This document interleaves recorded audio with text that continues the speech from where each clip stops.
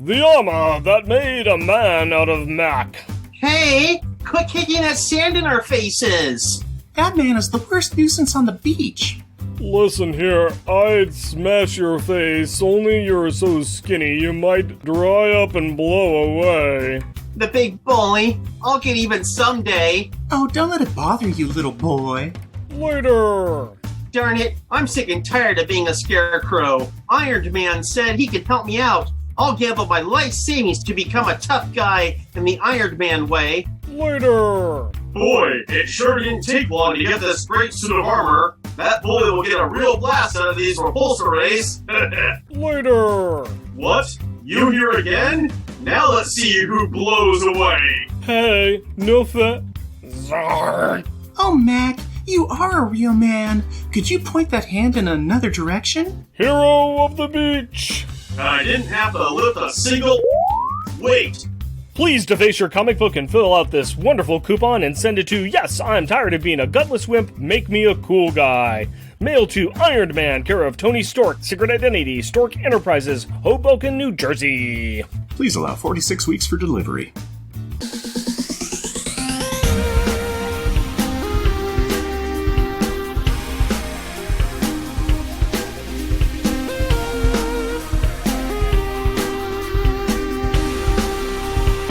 Welcome, dear listener, to our podcast. Jeff and Rick present Unpacking the Power of Power Pack, where we journey through each issue of the most underrated Marvel series of the 80s while drinking beer. analyzing awesome and amazing adolescent adventures, and absorbing alcohol. I am Jeff.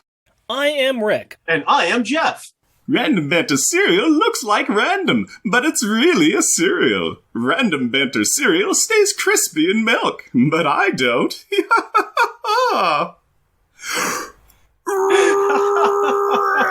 Random Banter time, buddies. Talk to me, tell me tall tales and tantalizing tidbits of trivia today. That's just creepy. That's just creepy. Which part? I mean, I know the general vibe that I give out is creepy guy. So, which part? That you remain tasty in milk? It's true. Crispy. I didn't say tasty. Crispy. I heard tasty. All right. This seems like a you issue at this point. Often something is crispy, it's often tasty, so there's a lot of overlap in that Venn diagram. This is true. This is true. This is true. So, do you know what this came from? Well, this came from one of the many cereals out there. It could be Lucky Charms. No, it's not Lucky Charms. Cookie Crisp! Ah, Cookie Crisp. Nice. In one. I saw Jeff waving his hand while Rick was pontificating. Going, if I roll through enough, maybe it's Cinnamon Toast Crunch. I meant to say. I give opportunities to people who deserve those opportunities. And one of those people is right here. All right. Well, it was really thematic for this episode. It was. It is. It was quite. So why would I have picked Cookie Crisp cereal to spoof on my random banter part? Any reasons? Because it's all about the cookies, baby. All about the crisp? Well, dag nabbit, I just can't figure it out. That's right. I know. Hey, don't make me clonk you. Oh, this is massive spoiler territory of this 7-page comic. I mean, this is crazy. I know, seven page story, and we're just kind of, we got nothing better to do, so we're just going to talk about other things. That's what we're going to do right now. We're also hammy. We are very, very, very, very hammy. We're Hammy, we're Tammy, we know a kid named Sammy. He's got a sister named Tammy. Mm-hmm. All right, I think what we're doing is really bearing the lead. And as if you notice, there are 3 of us today. There is a Jeff, there's a Rick, and there is a Jeff. And that may get confusing, but I tend to hang out with a lot of other Jeffs. You'll get the vibe soon enough if you're having difficulty understanding who's who. Technically, this is just Rick and Jeff, really, still. So, Jeff, do you want to introduce yourself? All right, well, I've been on the podcast for about 3.5 years. Oh!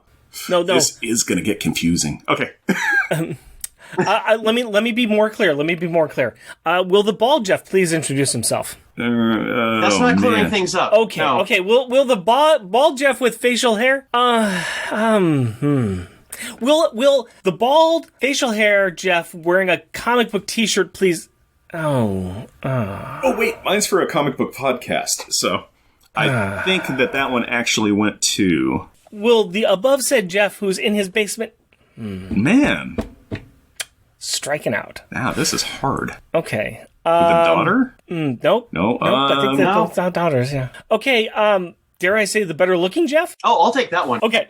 I'm not fighting this.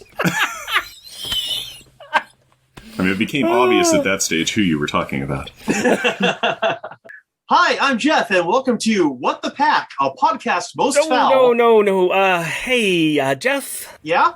Yeah, there's something very, very wrong about what you just did there. Only one thing? I must be slipping. Yeah, wrong show. Yeah, I see what you did there. That is another Portland-based podcast, but remember, this is the Power Pack one, not the Howard the Duck one. Oh, okay. Yeah. Okay, gotcha. Yeah. Right. Sorry, Hub. And that one's behind a PayPal, so, you know. So, hi, everyone. This is Jeff Polier. Yes, I am another Portland-based podcaster. I don't talk about specific comics necessarily, but I do have my own little podcast network. I have the Unpracticed Disorganized Acting Company, which is a bi-weekly cold script reading where just anyone that wants to joins in and reads the script that I posted online.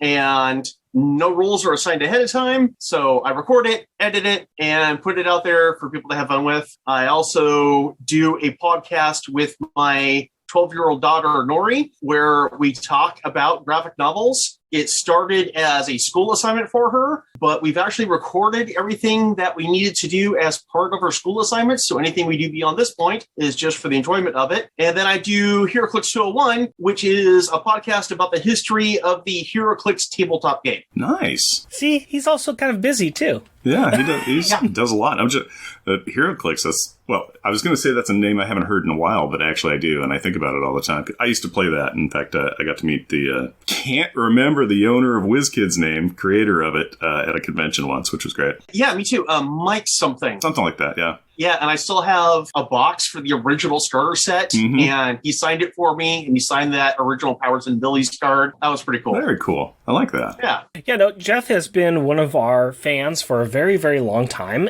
He actually is one of our only fans that came out and saw us do our only live show at a nearby campground that we were at with some of our friends, and that was a very pleasant surprise. It was a pretty primo venue, what with having to stop the show to let airplanes pass by and stuff. Hey, we had fun. We had fun doing it. That was great. And we brought beer for everybody, you know, even the kids.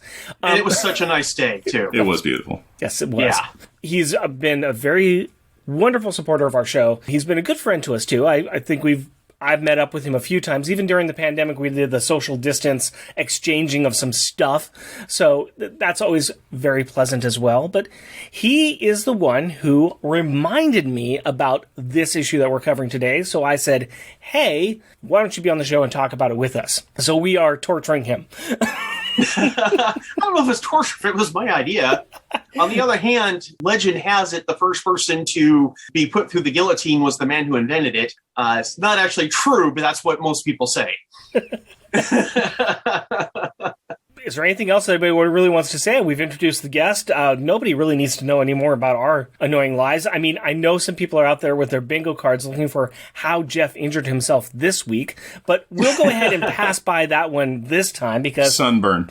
Okay, sunburn. There you go. Check the sunburn off the card. There we go. We can move on now. Before we do that, though, we need to find out what happened last episode. So why don't we get a 2-sentence replay of last episode from our good friend Jeff? We covered two short stories. No.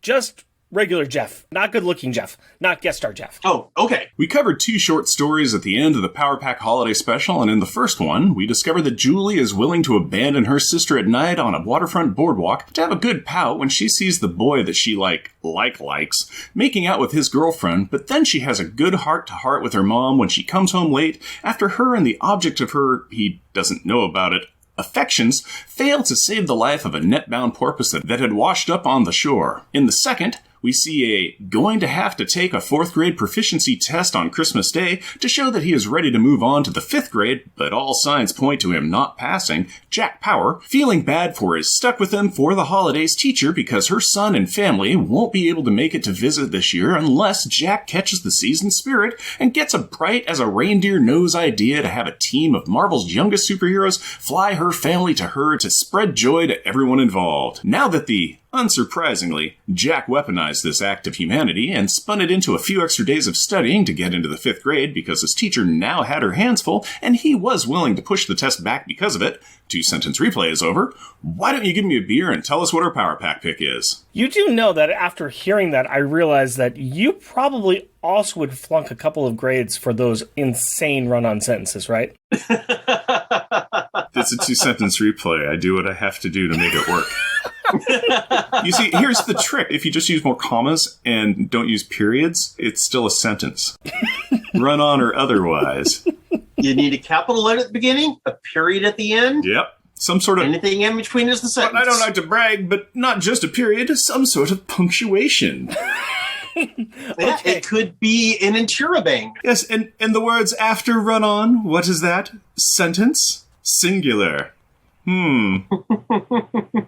Well, thank you, my friend. And I would like to give you a beer for that fantastic effort that you gave. Now, I have given you our magical paper bag that has the beer in it. And I do want to apologize because I really, really wanted to get something else that was closer to it. But I still think that this is very appropriate. So would you please reach in the bag and tell me what beer Uncle Rick got you this time? Hello, my friend. What's in this bag? It's a beer. A refrigerated beer. This is Bear Mug. Porter brewed with Kuma coffee from Symbol, which is a brewery. Looks not like an R. It's from Reuben's Brews. Yes, you're right. That is. What's story time on here? This is a nice looking can, though. This has got a lumberjack bear wearing... That's a fun looking can. It's wearing a toque, and it's got a flannel shirt, and it's next to some clawed trees, and there's a cardinal sitting on a branch on one of those trees, and a hatchet stuck in one of those branches, not a branch, but in a tree itself. Looks really nice. Clearly, he's a lumberjack, and he's okay. He works all night. And he sleeps all day. We all passed the Monty Python test. Yes. And story time on this is government warning, don't drink it if you're pregnant or you're going to drop her, blah, blah, blah, blah. You know the story. Beer Mug is a collaboration with our good friends at Kuma Coffee in Seattle, Washington. This year, we're brewing a special batch of our award-winning Robust Porter with a custom blend from Kuma for Reuben's AM Brews. Bear Mug is rich and roasty with an added layer of fruit sweetness from the Bear Mug coffee blend featuring Kenyan and Honduran beans. 5.9 ABV, IBU of 30. And before I have Jeff Polier introduce his drink of choice, why did I go with Bear Mug? Jeff, do you have an idea? No, actually, I don't get the relation to the story. Because Rick read a different story than us, that it involved bears? Could be one of the other stories in the issue that we're not covering? No, let's talk a little bit about Katrina's power. Oh, you clever boy, you. Katrina's power is she stores energy and fires it off in the form of explosive teddy bears. Oh, you smart boy. I am proud of you, Rick. I am super proud of you. That's clever. That is very clever. I really, really wanted to get a cookie-based one or something like milk and cookie-based one. Yep. Was not having any luck. A cookies and cream stout, which sounds delicious, that I don't think has ever existed. That had to have been one, but I kept looking for many, many months and no joy. So here we are. In Portland, Oregon, there is not a cookie-based beer. That's mind-boggling. I checked. Anyways, I'll find one the next time I go in. Jeff, you are not an alcohol drinker. I was prepared to give you one of these, but what did you bring for yourself instead? Well, I appreciate the thought, and I want it to be thematic. So I have for myself, from the Coca-Cola Bottling Company, I have orange-flavored Powerade Zero Sugar Sports Drink. Powerade, you say? Powerade. Well, I do know that the kids provide aid to some of their fellow superheroes. Yes. And they have power. They do have power. And in keeping with the thematic, I also brought a thematic snack. I have a Quest brand protein cookie, soft and chewy, double chocolate chip. There you go. It's because there is such a lack of chocolate chip cookies that is providing twice the amount that Earth needs. Yes. That is the satisfying snack that Galactic Puss needs. If none of this makes sense to you, hang on tight. Stay put. All will be revealed. What are you thinking about this?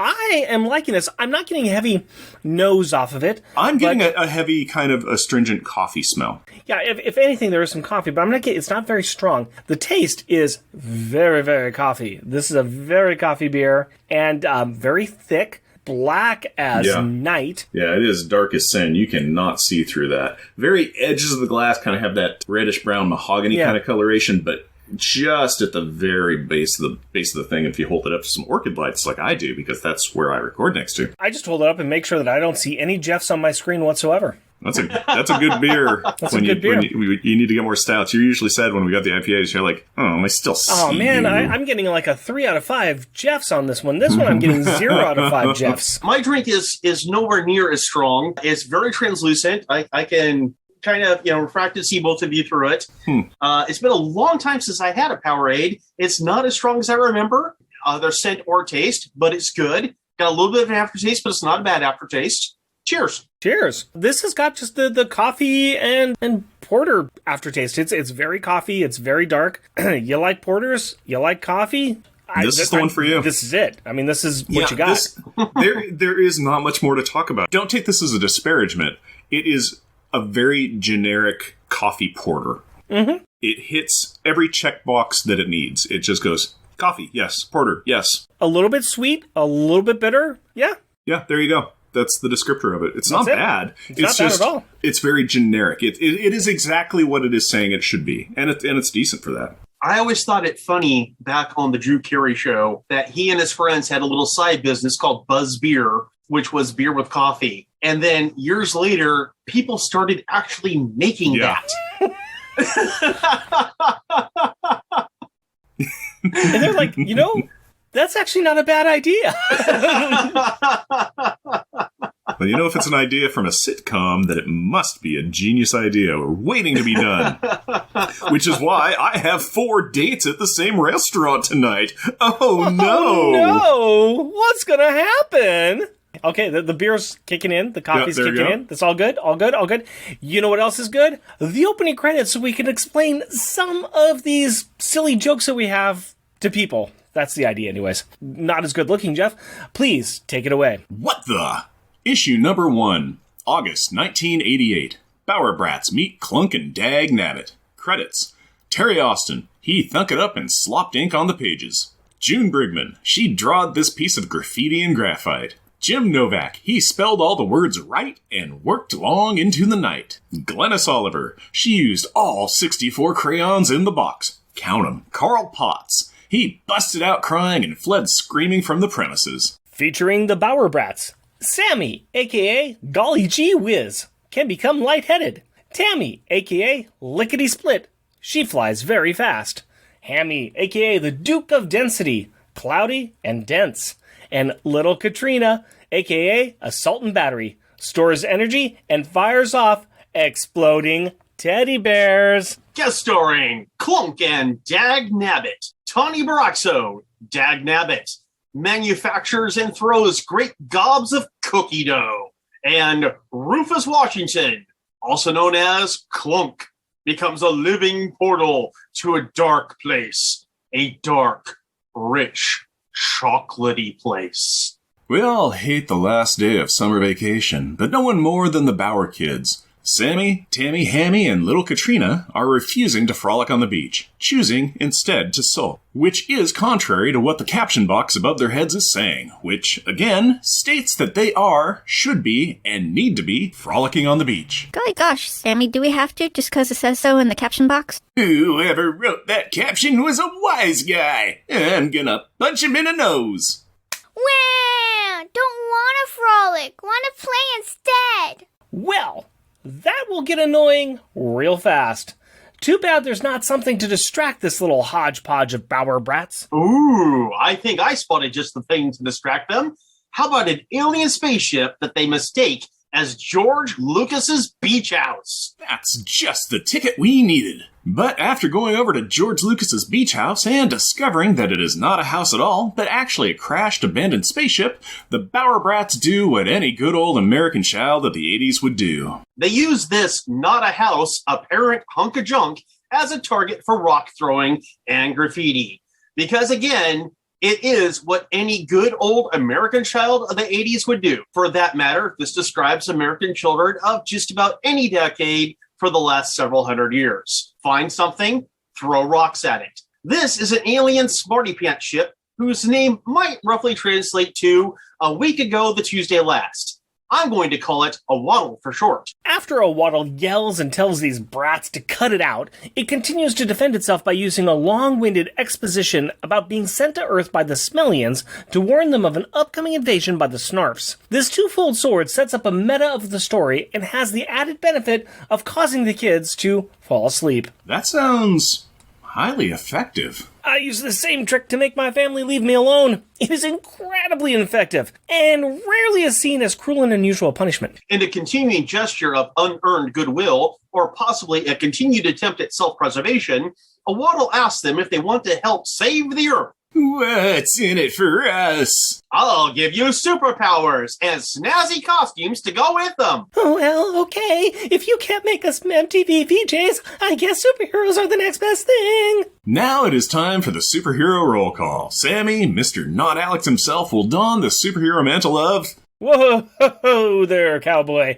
We already did that roll call like half a page ago. So what? Repetition and overstated exposition is comedy gold. You're not wrong, but how did you come to that conclusion? My life and the majority of my social interactions are spent engaged with a 3-year-old. Let's just move on.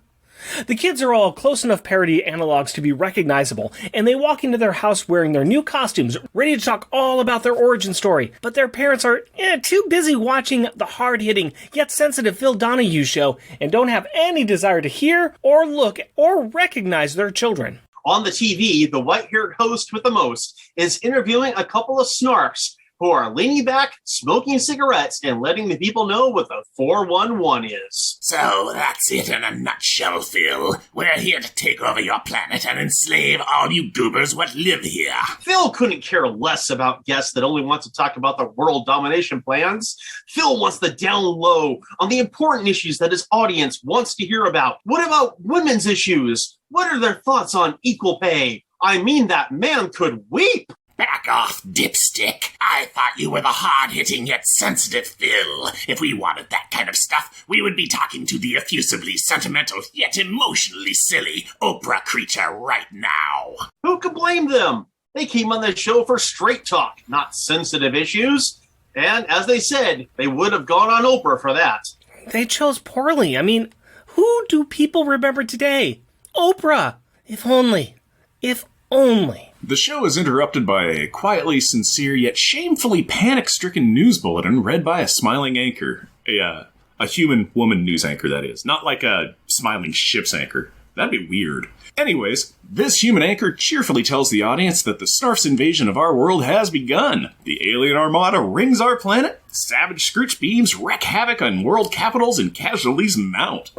Woohoo! And to top it all off, her foot's asleep. She is asking if anyone knows what to do when that happens because she hates it. Don't we all? I mean, she just hates it when her foot falls asleep. The best thing to do is something she can't really do because she needs to be sitting behind the desk as still as possible. For most people, changing position... Jeff, handsome Jeff, you're way off topic. Sorry. The kids, meanwhile, have decided to keep their powers a secret from their loving yet overly protective parents. In order to maintain this charade, the Bauer brats have taken to only using their powers everywhere around the house and constantly just behind their parents' backs and sides and fronts. Their parents, as loving and as wonderful as they may be, just seem to be as oblivious as something very oblivious is. I think that their obliviousness might have something to do with them both going halfway Matt Murdock.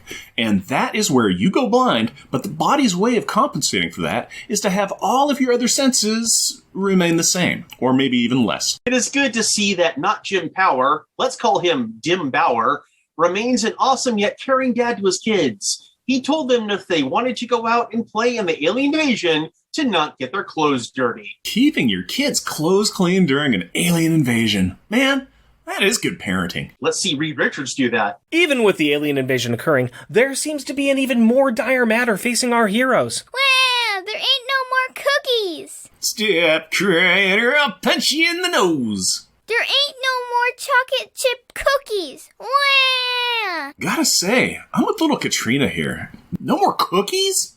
I mean, why even go on living? While the rest of the brats gather around to try and solve the problem, Katrina has literally, and I mean literally, turned on the waterworks as her tears begin to flood the apartment. Apparently, this is not just a simple matter of going to the store. All chocolate chip cookies are gone from everywhere. Wait, did they try Costco? I always get my chocolate chip cookies from there. Yes, other Jeff, they checked there. Okay, what about in the way back of the pantry? I mean, if you usually there's just a bag back there usually, right? Checked 10 times now. Hey, did they check the bodega down the block? Charlie, the owner, always has... They checked everywhere! Jeez, you don't have to shout. I think some people around here are having cookie withdrawals. I am not. I can quit at any time, but we are moving on. The 3 other kids are floating in a canoe in the now flooded apartment, while Hammy is still holding the crying Katrina's head above the water by one of her braids. Forget the alien invasion.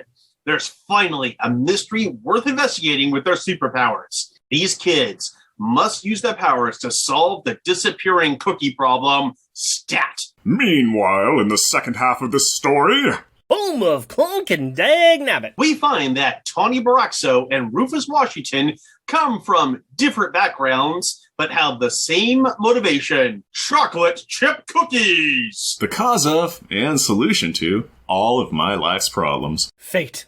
That cruel, cruel hostess cupcake caused both of these youngsters to become entrapped by a vicious bakery shop gang. They are then forced to eat an experimental batch of synthetic chocolate chip cookies. Oh no! Not the synthetic! Boo!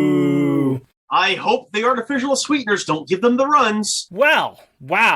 While they survived, they were transformed, mutated, changed forever. Oh no! The rest of their story is too horrible to tell. Which probably makes it awesome. Tawny developed a love for front-revealing clothing and the ability to generate and expel gobs of cookie dough. Rufus went the opposite route. His shyness deepened, and he obscured his entire body in thick blue and black curtain materials. His body became a living portal to a dark place, a doorway into a land of deep, dark, rich chocolate chips. Then they whooped the bread baskets of the bakers who did this to them. Unfortunately, in a world with no chocolate chip cookies, a duo that can produce the yummy treat as a power set became the focus for a lot of people. Enter the Bower Brats, who swoop in and kidnap the pair so they can have the cookies all to themselves. We're really not kidding here, folks. I mean, if you had the power, would you not want to steal all the cookies for yourselves? But with great power, there must also come... No time for that. Cookies! There is a limit, though, on how many of all the cookies you can eat in one sitting. And once that limit of cookie stuffing is reached, the narrator of the story comes up with an idea to catch the cookie monster who is stealing all of the cookies. This is the plan. Clunk and Dag Nabbit are bait for whatever is taking the cookies. In order to track the diabetes-inducing duo, they are given Katrina's Mama doll. Mama! How, you may ask, is this a tracking device? I swear on all my stacks of comic books that I did not ask such a question. Mama! I will tell you anyway. Katrina loves that dolly and has an uncanny, mute-like ability to track it anywhere. Anywhere. Once after Hammy flushed it, she tracked it to Paris, France. Mama! That night, the unexpected expectedly happens when the duo of Clunk and Dag Nabbit... Trio. You forgot to include the Mama doll. Mama! Okay, the trio. That night, the unexpected expectedly happens when the trio of Clunk and Dag Nabbit and the Mama doll are cookie-napped and taken up into space. Mama! The Bower Brats board their smarty pants ship and Katrina tracks the doll to... Can you feel the tension build? To... Hey guys, do you want a cookie? Oh yeah, sure. I'm gonna have a bite right now. Yeah, those good. Oh yeah, I like those are good. I love really cookies. love delicious. Oh, this So is good. These are nice. really These are good. homemade. These are Really homemade. nice. Oh, yeah. Yeah, Hillary did a good job on it. Very nice. Chocolate Just out of chunks, the not oven. chips. Yeah, just yeah. fresh. Really Yeah, nice. they've just been on the cooling rack. Hey, get on with the story. Oh, right. To Galactopus and his new herald called Harold, who has a cosmic-powered pogo stick. So why? Why has this two-eyed, two-horned, flying purple planet eater been snatching up all of the cookies? Well, Other Jeff, I'm glad you asked. After the Fantastical Four spanked his tuchus the last time he tried to eat the Earth, he became hungry. And so he had his Harold steal the cookies, and chocolate chip is his favorite. Then he starts to cry. Poor mans. Take off your funny hat and I'll blow your nose. Yeah, I'd like to punch it. And lo, once the helmet is off, the visage of Galactopus is seen. Why, he looks just like a Bob's Big Boy mascot. This is not a coincidence. Not even a little coinky-dink. It was during one of his eating tours of the galaxy that some ancient cave people saw him. They carved his likeness and started to worship him, which was fine. But then centuries later, some restaurant corporation came along and stole his look and never paid him any royalties and yada yada yada. Man, that happens to me all the time. Well, it made him a galactic joke and hurt his galactic-sized feelings. And he put on a galactic mask and never looked back at the galaxy. This has given Tammy an awesome idea. One, she whispers in his ear, saying that it's a recipe for something that he will like even better than cookies. Later, we see that the planet has cookies again, and the Bower Brats have more than enough to make them happy. Plunk and Dag Nabbit are no longer hunted, so they can go back to smothering bad bakers with their baked good power sets. I missed the dolly! Mama! And Galactopus, now embracing and rocking his natural big old boy look, is munching on his new favoriteest snack in the galaxy. Deep-fried snarflakes. Yummy! The end. Next issue. New Mutants 49 and X Factor Annual Number 1. But this issue, it's time for the themes of the issue and Power Pack packaging time!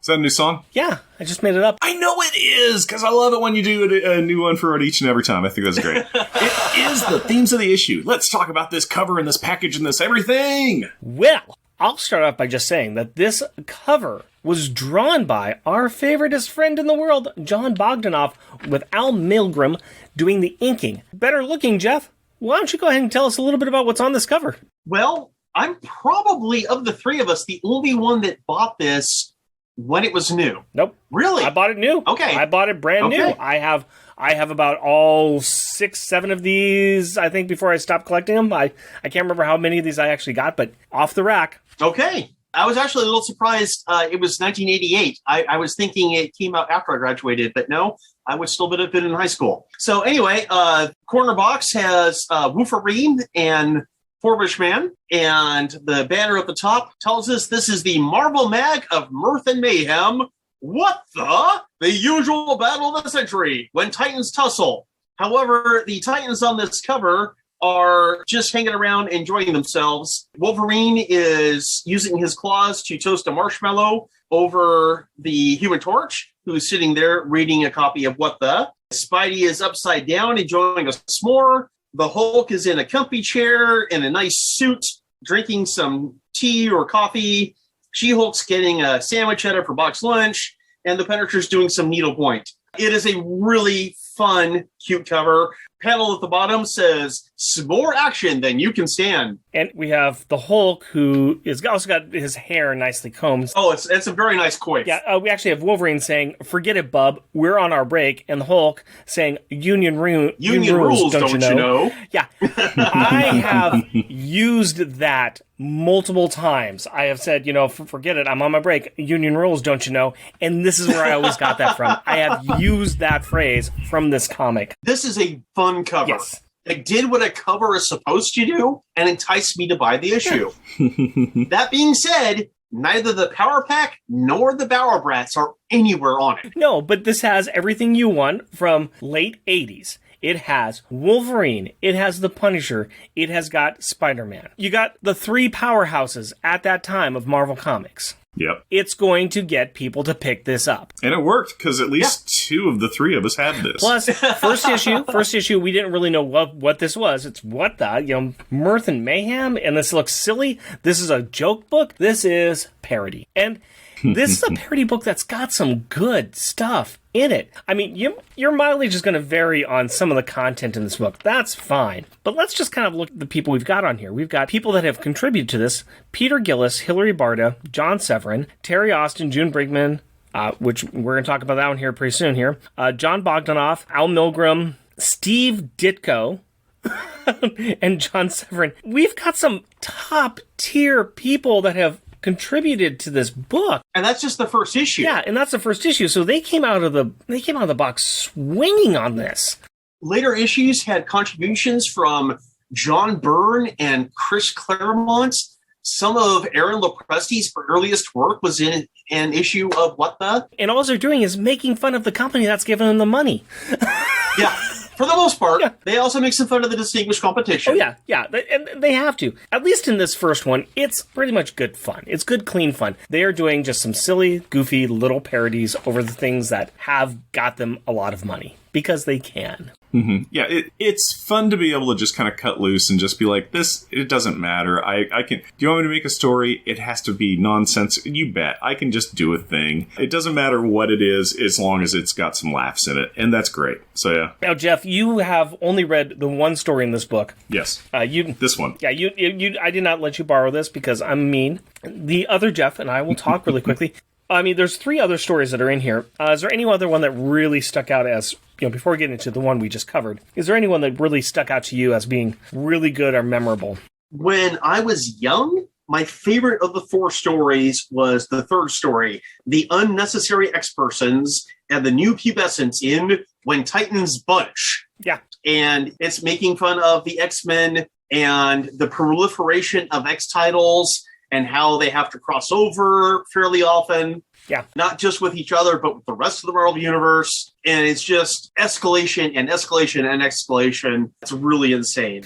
Even better is, it's one of our favorites. It's John Bogdanoff's art. And John is just cutting loose. He is very cartoony, very silly, making him very extravagant on the choices that he's got. And you can just tell he's having fun. And there's a joke in every single page as they get more and more of the Marvel Universe there. And finally ending with, the Beyonder there talking about Secret Wars 3. No! Yeah, I would say that is also my favorite as well. Well, and the story ends with the artist dying of a heart attack. Yeah. Because there's just too much going on. He can't handle it anymore. Very much right out of Monty Python again, kind of a Holy Grail-esque there, where the artist dies at the table. Yep. the tombstone in the final panel says, moral, team books kill. Yep. And that's true. The first story is about the pulverizer, which, it's all right. The last one, it's another Secret Wars kind of a thing, and it's Steve Ditko just kind of going nuts on art, which I think Steve Ditko's art makes that last one really interesting because it's all about the Watcher and everything he's doing. The third story and the Powerback story are the best two that are in here. If it wasn't for the credits, you would not be able to tell this is Steve Ditko art. Right. It is wild. It's insane. It is severely distorted. Which makes it even better. I mean, it does. It's like there's Steve Ditko art just going absolutely crazy. Anyways, let's get on and talk a little bit about the Power Pack one, the Bower Brats. So we talked a lot about the parody. Let's talk about the overall parody. I mean, what is going on here? It's kind of nice that they put Power Pack in this first issue because, they've got X-Men, they got Secret Wars, they've got Punisher, and they got Power Pack. So bravo Power Pack for making it with the top ones there. What makes a good parody? I mean, I think we said at the beginning, you recognize the kids. We don't have to do too much explanation on who the kids are. We recognize exactly who they are meant to represent. How did you guys like the parody, the joking of it? I love wordplay, so the fact that so much of the humor in this comes from mocking existing characters and ideas by slightly twisting names and words greatly appealed to me. It also greatly amuses me that the parody versions of Alex, Julie, and Katie look like parodies, but Hammy just looks, and for that matter, sounds like Jack. Yeah, that's why I didn't change. I was like, okay, how am I going to do a voice? I'm like, should I do a tough guy? And I'm like, no, Jack's going to have my generic. Hammy's going to have my generic Jack voice and Old Man Grumpy, because this is just distilled Jack. In a later issue of What The, John Byrne writes a caption that explains it's impossible to write dialogue for the thing that doesn't sound like the real thing.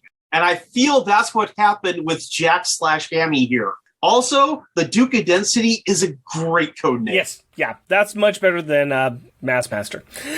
Yeah. Massmaster's fine. Duke of Density is great. Duke of Density, Duke of Density, Duke. Yeah. I do feel it was a missed opportunity to have Clunk and Dag Nabbit be Chunk and Dogger. Yeah, I've got a couple other issues with Clunk and Dag Nabbit, and we'll probably get there. Okay. We'll probably get there. We should probably talk about it a little bit, but I think it's pretty fun. Now, Jeff, do you have anything to add on that at all? Or? You might be surprised with the number of parody songs that I'll do for the show and everything. I'm not an excessive fan of parody. So parody stories, if they are done right, they can hit really well for me. But most of the time is just groans. It just grates on me. So this had some stuff where I was like, okay, yeah, this has got some good stuff in it. But it also had some stuff where I'm like, yep, this is a parody. So I don't think I'm going to be as effusive about it as you two. So maybe fair enough. It might have something to do with me not having the original issue.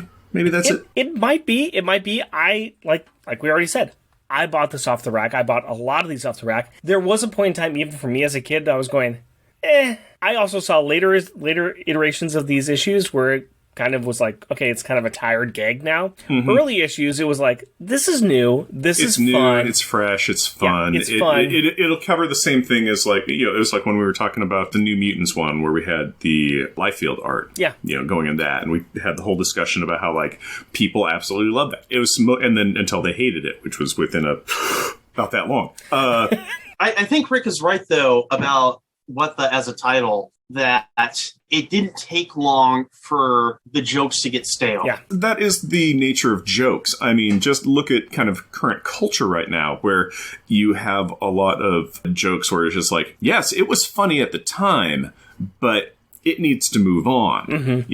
And I think, there's been comedians that have talked about that where just like, where some of them are very much just like, no, if it was funny then, it's funny now. And you might think so, but it's not true. And even Seth Rogen is like, hey, let go of your jokes. Because things age and sometimes things aren't funny anymore. And that's one of the things that I love about Patton Oswalt is that he is constantly putting the work in. He's not just doing the same old jokes. It's not like you can, it's like, oh, hey, there's a Patton Oswalt special on. Let's see what he's going to talk about. It's the same thing he talked about 20 years ago. Mm-hmm. He constantly evolving, constantly doing. Jokes have to move forward. You have to reinvent. You have to continually keep on going on. It's like the proverbial shark. It can't sit still in the water. Let's go ahead and talk, because I mentioned it before. I do have a little bit of a problem with Clunk and Dag Nabbit. And once again, it's kind of this came out mid to late 80s. And sensitivities are a little different then. So I don't really enjoy how they portrayed Rufus Washington before he became a Clunk. They made Clunk and Dag Nabbit very, very stereotypical, which is, there's a lot of problems. It is. Rufus is kind of like Bubba from Forrest Gump. Bubba's even better character than Rufus. Yeah. Well, it's true, but Bubba had a lot more time to develop as a character. True. Yeah. Yeah, Rufus was kind of portrayed as the kind of slow-witted, dopey, country bumpkin. Poor country bumpkin farmer who was sent to the big city with their only cow to go and get the equivalent of the magic beans, basically. It's like you take that cow in the city and you sell it for chocolate chips. Don't you eat them chocolate chips or that cow. Mm-hmm. And it's just, it's got the bib overalls and one's undone and just kind of the doop-da-doop-da-doop, walking the cow down to the city, big old city to sell it. The only thing I can say is that we have that characterization there for 3 panels and the rest of the time he's Clunk, so we don't really see it. So, okay, we'll move on then from it. Mm-hmm. So it's, other than that, I mean, yes. Yeah, Dag Nabbit is the stereotypical cares of nothing. Yeah, she's a wasp. She's the rich, affluent, doesn't understand any society that isn't just her smallest of realms. It's just like when Bower Brats come, and let's just admit it, kidnap them to steal their cookie powers. One could say that she's clueless. She is clueless. Yeah. But she's just like, ooh, why are these people touching my personage? It's just peasants? like, and it's all like, it's like, first of all, where are their nannies? Why are they even here? Why are they talking to me? It's just kind of like out of touch, elite, rich person who really has no comprehensions. Let me ask you guys this. This is mid to late 80s. There is a lot of specific pop culture references in here. Each of you, what is your favorite dated joke that's in here? There are a few things that younger readers today just wouldn't understand the reference of, such as Donahue and Strike Force Mozzarella. But my favorite is having Galactopus be Bob's big boy in disguise. Mm-hmm. Yeah, that was going to be mine as well. It's something I do really remember from reading this. That was the other thing I remember from this is the Bob's Big Boy, because at that time in Portland, we still had, I think, 1 or 2 Bob's Big Boys. And so, like, I remember driving past, I'm like, hey, it's Galactopus, Because I made that connection in my own head. And yeah, nowadays, we don't have those anymore. So I got a kick out of that, too. I could easily jump on and go, yeah, that's my favorite, too. I'm going to, you guys talk about it more. That's my favorite thoughts as well. I came up with those thoughts. No, I think I like the kids are using their powers in front of the parents, and the parents are totally blind on it. And then just the parents were literally blind. They had the dark glasses on and, the tin of pencils and little notes that say blind. It was your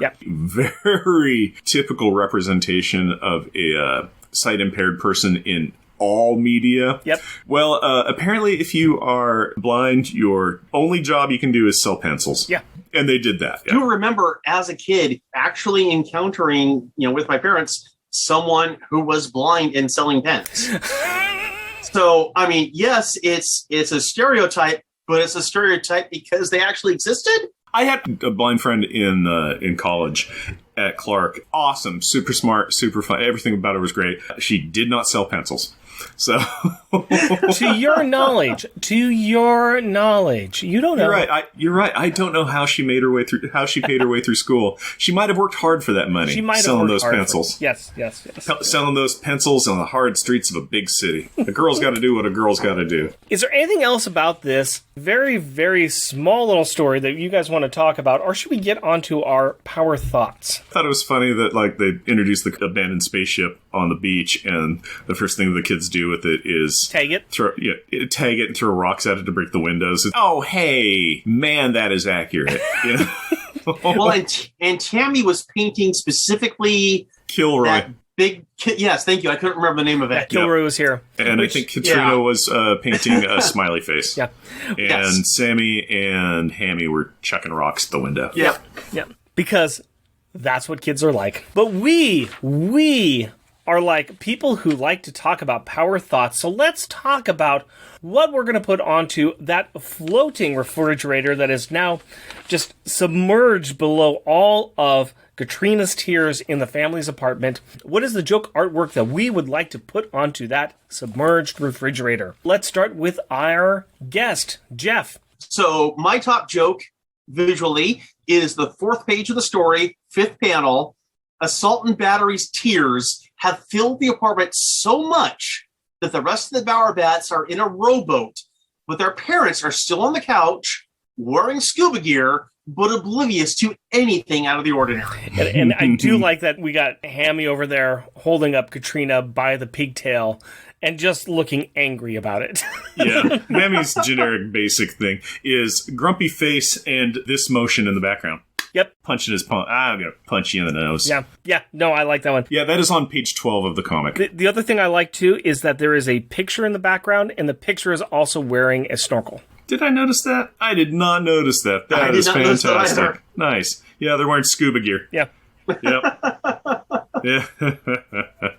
All right, other Jeff, what is your favorite joke one? My favorite joke one is on page 15 of the comic. Mm-hmm. And I call it Cookie Tummy. And it is a road I've been down many a time, my friends. This is after the Bower Brats have kidnapped Clunk and Dagnabbit, eaten their exceptionally large fill of fresh-made cookies from a Power Set Power. They've all got that standard, just the big old tummy bloat where it's just the cartoon version of saying, yeah, you can tell they're full, and in fact overly full, because they've got cookie tummy. You got 3 of them that are just near comatose, and you got Tammy's in there actually talking, but she's also got the wide eye, I am like sugared up kind of look on her face too. Yeah, it is funny. The 3 kids in the background, they all got the bloated tummies. They've got Sammy and Katrina are still eating cookies, but they've all got smiles. Each and every one of them is just happy. It's just like, yeah, man, that's what I needed. I'm going to go back to page 12 because what you mentioned as Jeff as your favorite little dated reference with them holding the little cups with blind and the pencils, I found that to be very funny. Not so much about that, but I like all of the things that the kids are doing in front of them. Sammy's hanging upside down, and Tammy's like flying right in front of him. Hammy is sitting there with punching his air fist, still angry looking. The only one that is behind the parents is Cloud Hammy. Yeah. But he's like everybody else is right directly in front of their he's the parents. Right up in their face, though. I mean, that's the one that got me. I thought that was very funny. Let's go back around and talk about our top best art one. What is yours, Mr. Polier? Of the story, page 7, panel 5, they find Galactopus and Harold. Galactopus is standing on 2 planets at the same time. Yeah, that's a good one. It is an epic shot in this very funny story. Yeah, I agree with that one. I do like that. He's using 2 planets to stand on, which is very cool. That's very Galactus. I like it. Yeah. I love original flavor Galactus scale issues because it's either like he's about like 20 feet tall or the size of 9 galaxies. It's just like, it just depends on the artist where it's like, well, the Earth is a glimmer in his pupil, kind of thing. Or it's just like, well, I mean, he's tall next to an average tall person, But what you're saying is he's never just a cloud. Yeah, he's never just a cloud. Yeah, he's not. He's not an angry space cloud. Shots fired at Fantastic Four 2. And Rise of the Silver Surfer. Wow. Yeah, and Parallax off of Green Lantern. Yeah, he looked a lot like Parallax in Green Lantern. I think that is a problem that occurred in later, early 2000 era of just like, we need a big giant monster that they're going to fight. Well, Galactus is a giant, purple armored man, and they're like, no, that sounds ridiculous. I know. How about an angry cloud? No. Well, we got a particle effects generator that we could make, and it could look like an angry cloud. We're at the end of the movie, and we have only 1 stack of money left. Yeah.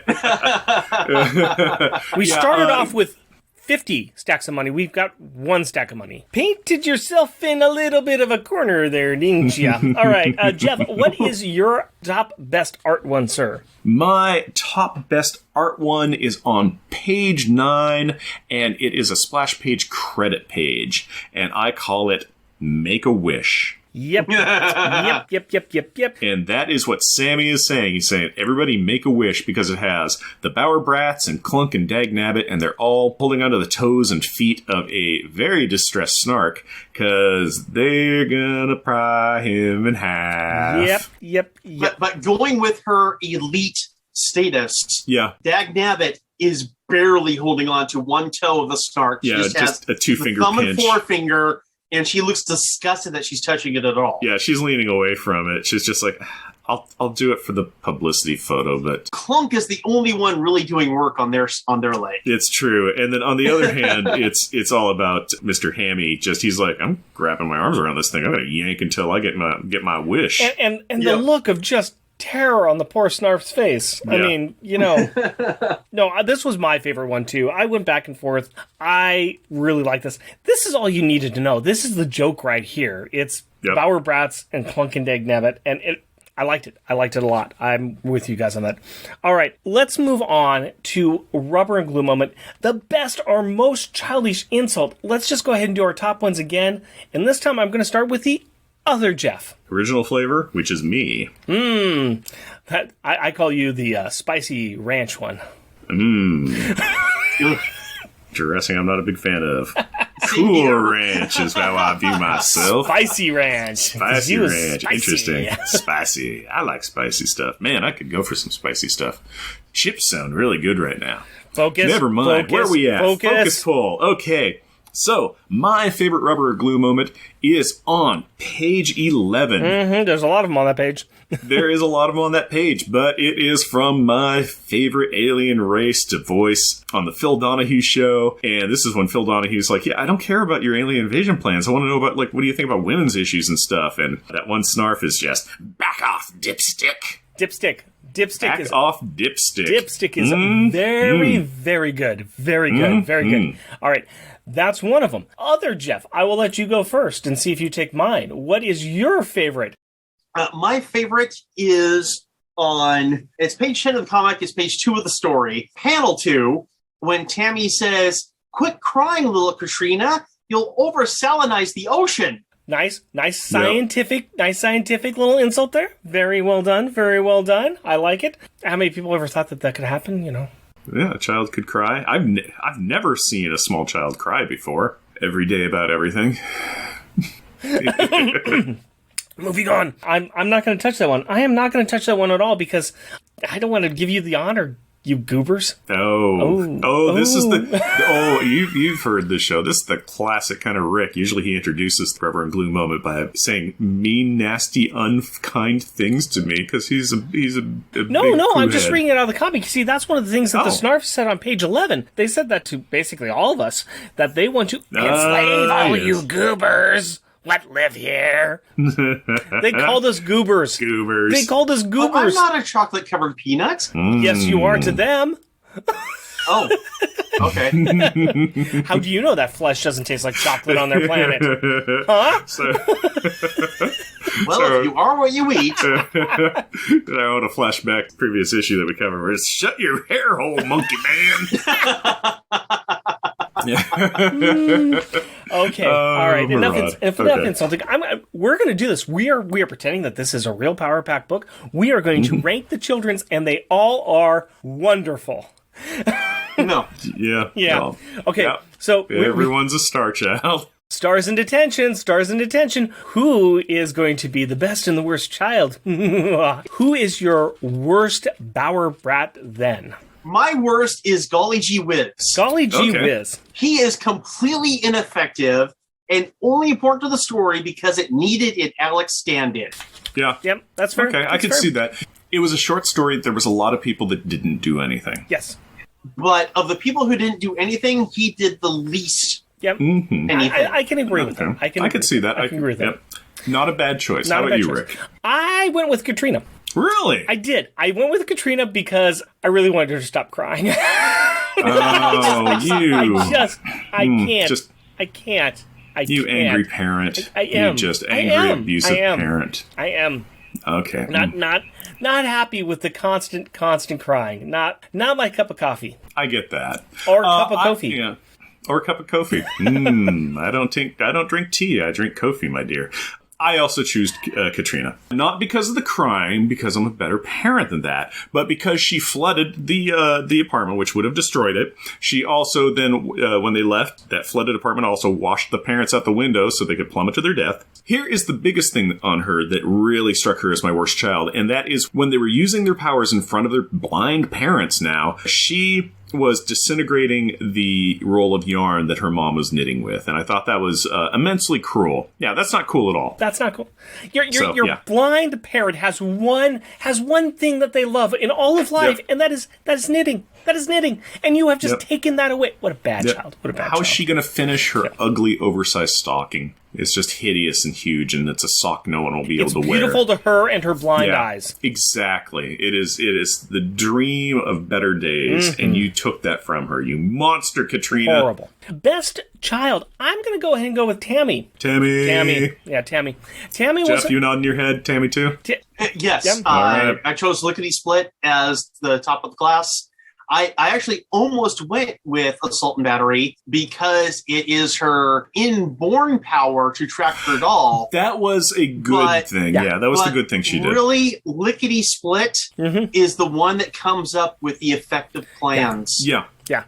She came up with the effective plans. Yep. She let's just name names. She was Julie. Yes, You know, very she much was she was erudite. She was smart. She was compassionate, and yeah, she came up with a plan. She was amazing, and she knows history too. She knows history. She was not doing graffiti on the Friday stand-in. Yes, she was. She was paying homage to the brave soldiers in World War II by displaying Kilroy was here. That was an homage to the lost soldiers of World War II.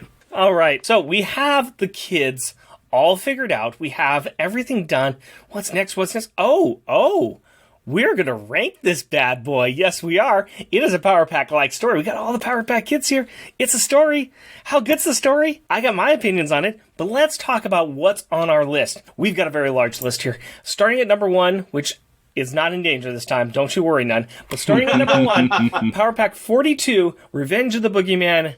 Excellent, excellent issue. We aren't going to touch that one. Going down to, let's say number 12. This is Power Pack number 12, Underground. The kids get lost underground while saving a cat. All right.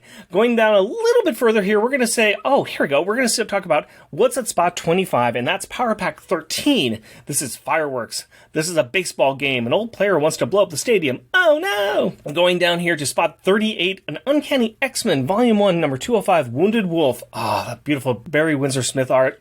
Love it. Wolverine being hunted, and Katie is helping him. Down at spot 48, we've got Seeing the Light. This is where Power Pack 37, the kids meet Rebecca, the young mutant who teleports towards light. And down at spot 62, Power Pack 21, The Great Googam Treasure Hunt. Aha, now we're in Terry Austin territory. Yes, sir, Bobby. Carrie D and Jack save the author from 2/3 of the Three Stooges. Yes, yes, yes. And all the way down at the very, very bottom, still Acts of Vengeance, Typhoid Mary. Yeah, less said about that one, the better.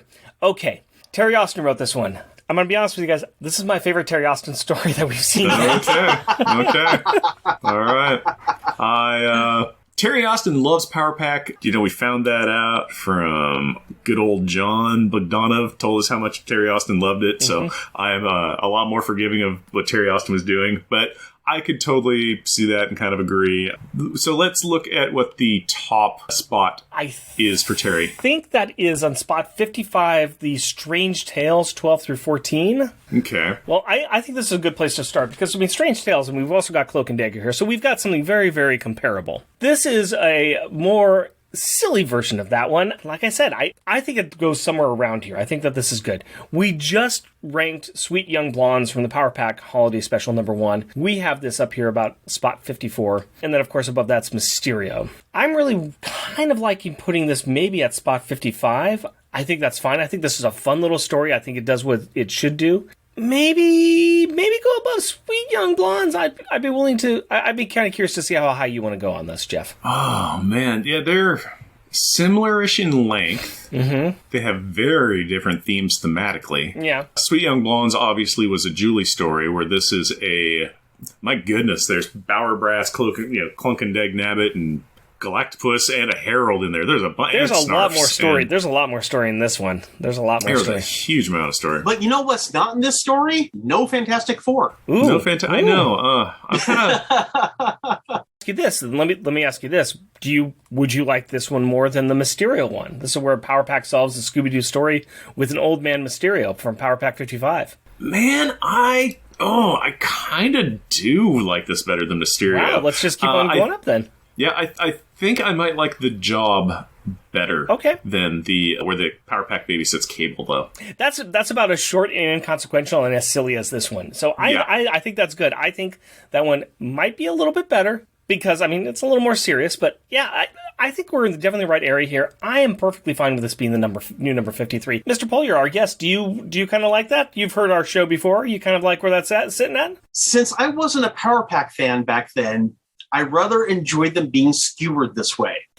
I knew just enough about them to understand all the things that were being made fun of. For that reason, I ranked this rather highly. Based on years of listening to Unpacking the Power Pack, I would put this on the list at number 6. Whoa! Okay, I'm going to look and see where this is at for number 6 here. Number 6. That's still rolling up. Number 6 is Power Pack.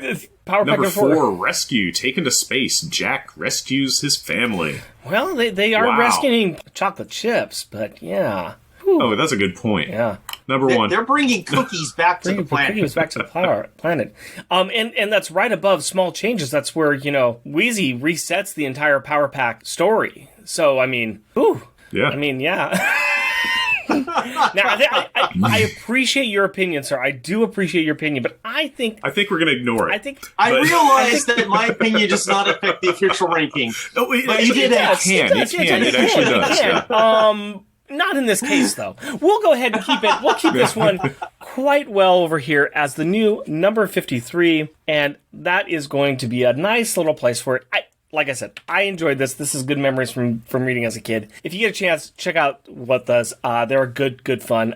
You can't find this one on Marvel Unlimited, unfortunately, but keep your eye out for them. They're kind of fun. We have drinks that we need to find a nice ranking for ourselves.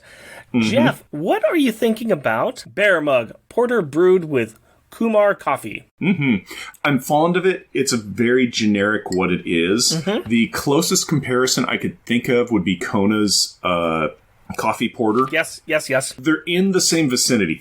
That one is a lot more kind of dirt flavor. Mm-hmm. It's got like a harsher, acerbic coffee flavor. Yep. This has a smoother flavor going on it. It's a little bit sweeter. It's nowhere near as like coffee ground flavor. Yeah. I am enjoying it. Yeah. I like it a lot. It's just missing something to push it over the top to be like, oh, this is a favorite beer. It is very good. I'm going to give it a 4. Yeah. It's a strong 4. I am agreeing with you on this. This is a good 4 for me as well. I think it's quite enjoyable. I think it's good for what it is. There's nothing special about it except that it is a fine beer that doesn't have a lot of negatives against it. So by the good people over at Reuben's Brew. But that's what we think of this beer. Mr. Polier, what do you think of that lovely Powerade you got there? Well, I've had about 26 of the 28 ounces. Pretty sure I'm going to need to go pee really soon.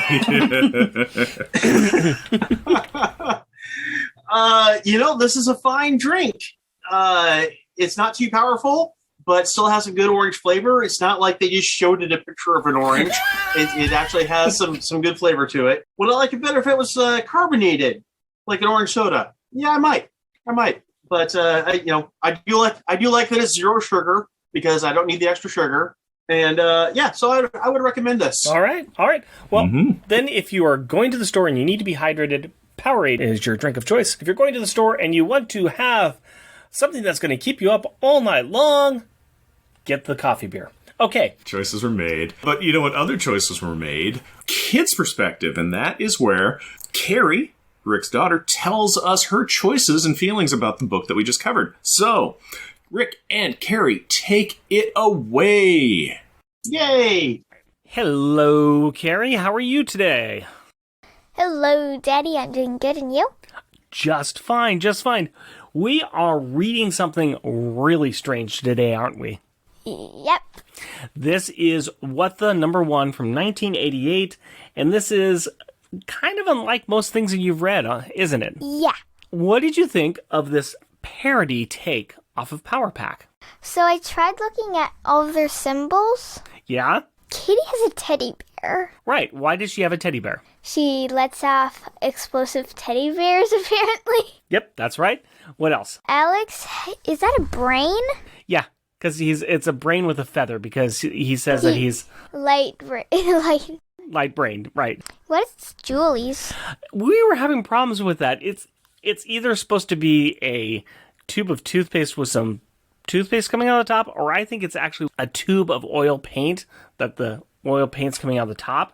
I don't know. It doesn't really fit really with her. It could fit with the rainbow because it's, kind of a color thing. Paint. Yeah. And then Jax is on another one that's hard to see. It's a tornado. Oh. Well, this was a little bit of a funky issue. Did you like it? Yeah, because it was fun. So you did like it. It was fun. You found it funny? You found it to be fun parody and not being mean to the characters, but just having fun with the ideas of the characters? Mm-hmm. Yeah. What really made you laugh the most? I think what really made me laugh is Cloak is not supposed to be crying, Yeah.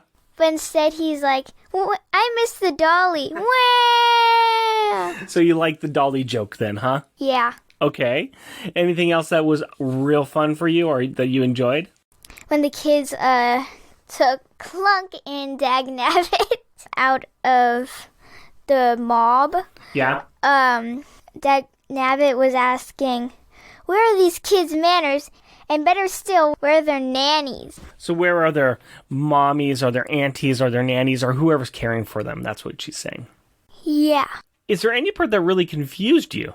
What kind of confused me is how the parents could, watch the show, and then it has, them carrying coffee mugs that says blind. So they're basically saying that the parents are just so blind that they can't tell that their kids have powers. Yeah. Even the mom's saying, dear, where are the children? I haven't seen them all day. A good parody makes fun of things that we all see and that we all kind of question, like, why don't the parents notice that their kids have powers? Why aren't the kids being more secretive about their powers? And yeah. Anything else in it that really confused you or you didn't get? It kind of confused me about Julie's symbol, but we kind of already talked about that. And then I look at, the page where the parents are, watching television. Yeah. And, the last panel on that is, I realize it says Strike Force Mozzarella. Where are you? So there was a comic book back in the mid-80s that was called Strike Force Moratori. And so it's just kind of a play of force. It's just a play off of that. That's what it is.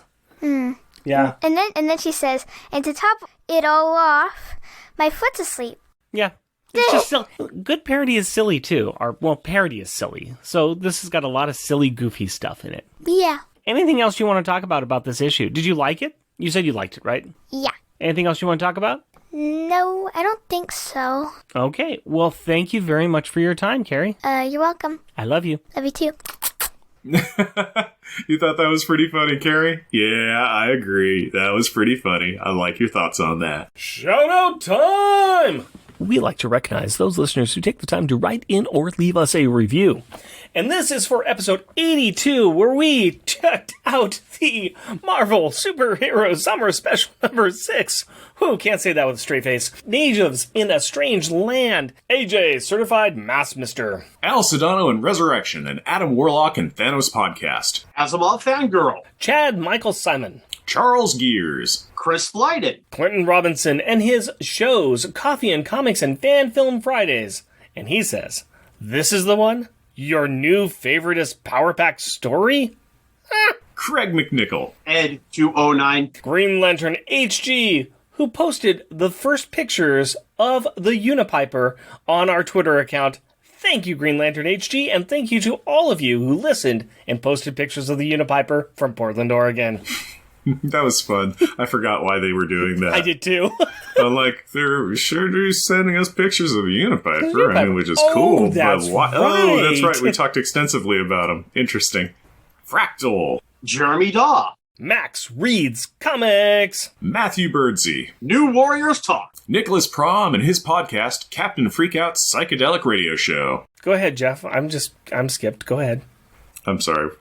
No, it's okay. Sean and the Secret Wars and Beyond podcast. Tim Bryce, the Podcrasher, and his show, The Outcasters. Waffles and his show, Waffles and Mario Talk About Things. Now it is time to thank our Patreon supporters. I've been adding alliteration every episode, and I said enough is enough. So we are going to scale it back and just use our favorite 3 for each name. Starting with the adorable, astonishing, and amazing Andrew Burns. Cheerfully cheeky and charming Char Logan. Challenging, cheesy, and chuckling Charles Gears. Destructive and devastatingly delightful Damian Witter. Dynamically dangerous and devious Doug Jones. Exciting, energetic, and entertaining Edward Veroci. Jesting, joking, and jovial Jeff Polier? Aw, thanks, guys. He is jovial. Just jealous and jeweled Jeremy Daw. Muscly, mighty, and meticulous Matthew Birdsey. Mythical and magnificent monologuing Matthew Lazaretz. Rudely rhyming and running Rustin Fritcher. Steely, salty, and steamy sailor Bear Zodar. Sad and sickeningly silly Shag Matthews. Strange and stirringly steady Stephen Gray. Tyrannically terrifying and tame Tim Price. Technically terrific and triumphant Todd Enoch. Weird and wonderfully wacky Wind. And hey, Jeff, handsome Jeff, good-looking Jeff, Jeff that's not me, we really want to thank you for being on our show. And can you tell us where people can find you on the internet if you want to be found there? The best place to find what's going on with the Podcascadia Network is at my website, podcascadia.com, podcascadia.com. There you can find links to all my shows. There's also a links page for other podcasts I like, including, monthly Monday Movie Muckabout and Jeff and Rick Unpacking the Power of Power Pack. You can also find Podcascadia on Facebook. And of the three shows, the Unpracticed Disorganized Acting Company also has its own Facebook group, which is a good way to find out about all the recordings that are coming up. You've heard about his shows. He's already plugged mine. You can also find us sometimes over on the MI6 Rogue Agent episodes of Honor Match the Secret Podcast, my monthly Monday Mookabout show. You know where to find us. Jeff, what about merchandise? Well, we have some merchandise available on Redbubble, so you can go to redbubble.com and search for Unpacking the Power of Power Pack. Merchandising, where the real money of the podcast is made. Yeah, you gotta monetize. If you're not monetizing, you're nothing. You're wasting your time. Power Pack the Flamethrower. The kids love this one. Yeah, Power Pack the Job Broken Glass. You know, for kids, you can just play with it. Broken glass. They love it. You can just look through it like it's monoculars or something. Jeff and Rick Present is a bi-weekly self-produced podcast recorded in front of a live studio audience of people that keep interrupting me as I'm trying to finish the show in Portland, Oregon. If you would like to interact with us through the magic of the internet, you can do so through Twitter at Jeff and Rick Present, our Facebook page, Jeff and Rick Present, our email address, jeffandrickpresent@gmail.com, or at our website, jeffandrickpresent.wordpress.com. Also, our YouTube channel is at Jeff and Rick Present. And if you would like to help support our show, we are on Patreon. You can find us at patreon.com, Jeff and Rick Present, all one word. We are a proud supporter of the Hero Initiative as well, and we will be donating 10% of our Patreon donations to this great cause. We encourage everyone to give what they can to this worthwhile organization that helps the creators who provide us with such great content. Go to heroinitiative.org to find out more. Please rate and review us wherever you can. Tell your friends about us, or share your love for us on social media. And as always, we want to thank the powerful people in our packs. My wife, Cindy, and our daughter, Carrie. My fiancée, Hillary, and our daughter, Aurora. My loves, Jen, JJ, Carla, Mindy, Ellen, and Caitlin. My kids, Alex and Nori, and my goddaughter, Amira. We love you. Until next time. Costumes off! Our theme music is 80s Action. Also featured in this episode is Hackbeat. All music is by Kevin MacLeod at Incompetech.com and is unlicensed under Creative Commons by Attribution 4.0 license. Do-do-do. Do-do-do. Do-do-do-do-do-do-do-do. That might be our opening song. I don't remember. It is. It's the Jeff and Rick Show. Jeff and Rick Show. Jeff and Rick Show. With Jeff. Mama! It's a good burp beer, too. Mm-hmm. Oh. Beauty. Rick, I'm sad that you're not here to experience this. I can smell it through the microphone. I gift it to you. Ooh, I smell it through the earphones. That's even worse. I got that on the west side of Portland. He is closer to you. Mama! I was going to also mention, too, wouldn't they call a halfway Matt Murdock a Mike Murdock? Ooh. Mama! Do you guys want to sync that up or do it individually? I always sync it up in post. You know, Okay. I actually work for a living. Mama! While Hammy is holding the still crying Katie, nope. Well, Mama! Clunk and Dagnabbit are bait for whatever is taking the... Nope. Try that again. You said cloak. Mama! I think maybe... Salute! Salute. Hey. Press the F World to War respect. II Memorial down in Washington, D.C. has a Kilroy was here. Has I did to. not know that. It does. It's hidden. It's hidden on the monument. You have to go find it, but it is there, etched in gold in the marble. By the way, Jeff, there was an old geocache that was a virtual geocache who was going and finding that. Oh, nice. Does that still exist? Or? It might, but I mean that's how I knew about it. Okay, that is super cool. I dig on that. Mama! You've read the Strange Tales, right? 12 through 14, right, Jeff? I don't remember. Okay. honestly. Did you hear the podcast we did about it? Well, I've heard every podcast, so yes. You're an expert then.